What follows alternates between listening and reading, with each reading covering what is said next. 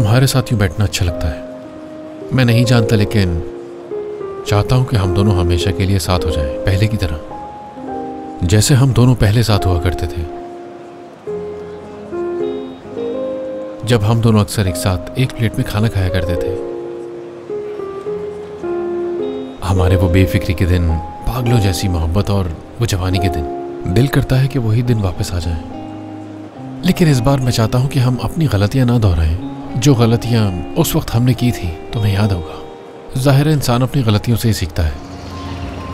देखो, मैं अपनी फैमिली से मिल चुकी हूँ और मेरी ज़िंदगी बहुत अच्छी चल रही है। और मैं ये चाहती हूँ कि हेलो गाइस,